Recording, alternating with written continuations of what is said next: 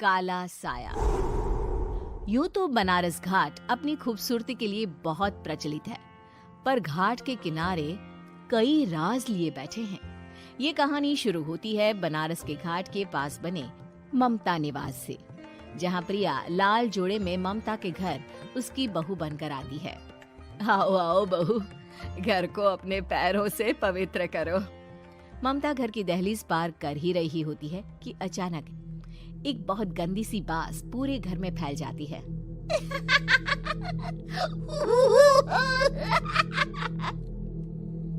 ये बदबू और ये आवाजें, ये कौन हंस रहा है माँ? अब ये पड़ोसी ना हमारे थोड़े अलग से है। कहाँ हम शाकाहारी और ये मांस मच्छी खाने वाले। छोड़, तू ध्यान मत दे और गृह प्रवेश कर। और हाँ बहू, अपनी सास की एक बात हमेशा याद रखना, इन पड़ोसियों से तो कभी बात नहीं करेगी। अच्छे लोग नहीं है ये। अपनी सास की ये बात मानेगी ना बेटा? हाँ माँ, जो आपकी मर्जी, मैं उनसे बात नहीं करूंगी। अगले दिन प्रिया अपनी पहली रसोई बनाने रसोई घर में जाती है। ये छोकी बात तो नाक में जा रही है। एक काम करती हूँ, खिड़की खोल देती हूँ। प्रिया खिड़की खोलने जाती है। इतने जाले, लगता है इस खिड़की को कभी खोला ही नहीं गया। पर ऐसा क्यों? ओह, नॉन वेज की स्मेल आती होगी ना। 2 मिनट के लिए खोल लेती हूँ, फिर बंद कर दूंगी। प्रिया खिड़की खोलती है। खिड़की खोलते ही उसकी नजर सामने वाले घर की खिड़की पर पड़ती है, जहाँ एक लड़की खड़ी होती है, हाथों में मेहंदी, लाल रंग की साड़ी, बिल्कुल सजी धजी, मानो प्रिया की तरह ही वो भी नई नवेली बहू हो। वो प्रिया को देखकर मुस्कुराती है। हे भगवान, माँ ने तो इनसे बात करने को मना किया था। प्रिया फौरन ही खिड़की बंद कर देती है और तवे पर चढ़े रोटी की ओर देखने लगती है, पर वहाँ रोटी न होकर मछली पड़ी होती है। ये क्या? पहली ही रसोई में इतनी बड़ी गलती! हे भगवान, अब मैं क्या करूं? प्रिया बहुत डर जाती है और फौरन रसोई की सफाई करने और फिर सभी के लिए खाना बनाने लग जाती है।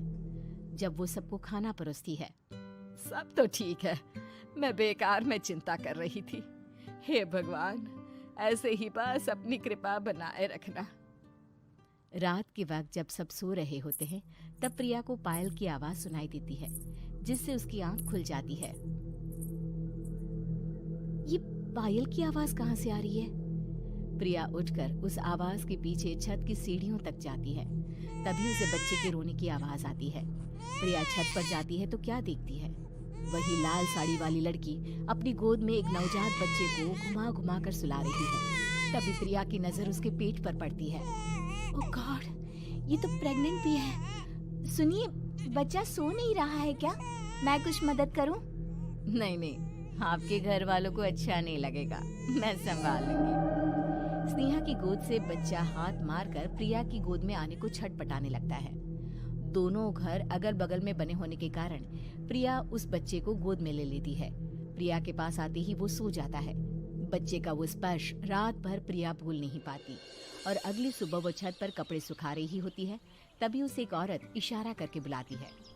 स्नेहा कह रही थी बाबू तुम्हारी गोद में आते ही सो गया। मैं गौरी, स्नेहा की माँ हूँ। बहू, घर आना, बाबू को खिला भी लेना। शाम को जब घर पर कोई नहीं रहता, बच्चे से मिलने के लिए प्रिया छिपकर अपनी पड़ोसन के घर चली जाती है और कुछ देर बच्चे को खिलाकर वापस लौट आती है।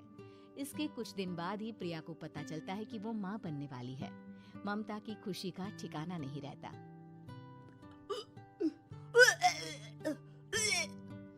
माँ जी, पता नहीं क्यों उल्टी आ रही है।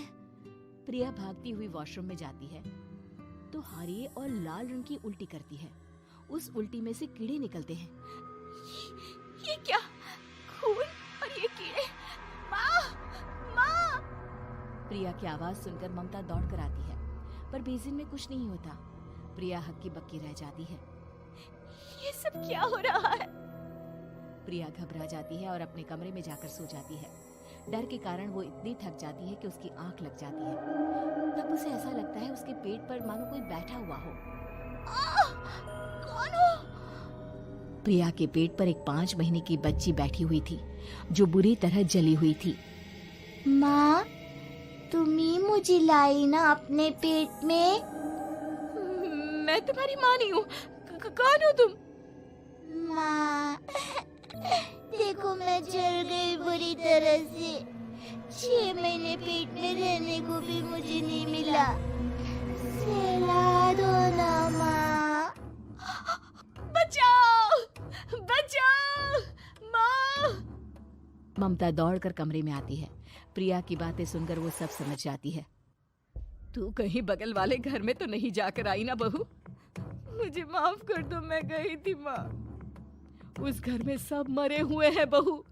कई साल पहले स्नेहा उस घर में बहू बनकर आई थी। कुछ ही दिन में वो एक बच्चे को जन्म देने वाली थी। पूरा घर बच्चे के आने की खुशी में खोया था कि एक दिन अचानक उस घर में आग लग गई। सब बुरी तरह जलकर मर गए। गौरी आज भी दादी बनने का इंतजार कर रही है और इसीलिए स्नेहा ने अपना अजन्मा बच्चा तुम्हारी कोख में डाल दिया। ममता ये कह रही होती है कि पीछे से उसके पैरों को एक बच्चा पकड़ लेता है।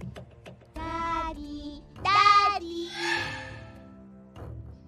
माँ, स्नेहा की गोद में यही बच्चा था। ये बच्चा कौन है फिर? तेरी मौत है।